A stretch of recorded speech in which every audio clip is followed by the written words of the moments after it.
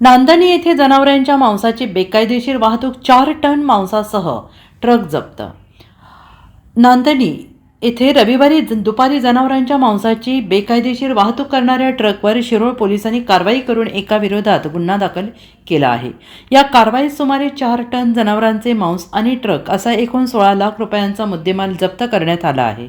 या प्रकरणी आयुब मौला जमादार वय वर्ष 36 राहणार जवाहर नगर इचलकरंजी आणि मेहबूब आलम राहणार सारथीनगर यांच्यावर गुन्हा दाखल करण्यात आलेला आहे।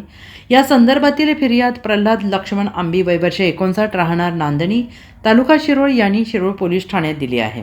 पोलिसांकडून मिळालेल्या माहितीनुसार नांदणी परिसरात निळ्या रंगाच्या कॅरेटमध्ये जनावरांचे मांस एका ट्रकमध्ये भरले जात असल्याची माहिती स्थानिक नागरिकांना मिळाली। संशय आल्याने नागरिकांनी संबंधित ट्रक अडवून याबाबत तात्काळ शिरोळ पोलिसांना कळवले। माहिती मिळताच पोलिसांनी घटनास्थळी धाव घेत 4 चाकी टाटा मोटर्स कंपनीच्या ट्रकवर क्रमांक MH43BP 4962 छापा टाकला। तपासादरम्यान ट्रकमध्ये सुमारे 4 टन जनावरांचे मांस निळ्या रंगाच्या कॅरेटमध्ये भरलेले आढळून आले। मांस वाहतुकीसाठी आवश्यक कोणतीही वैध कागदपत्रे आरोपीकडे नसल्याचे स्पष्ट झाले। त्यामुळे पोलिसांनी सुमारे अंदाजे 11 लाख रुपये किमतीचे जनावरांचे मांस आणि सुमारे 5 लाख रुपये किमतीचा ट्रक असा मुद्देमाल जप्त केला।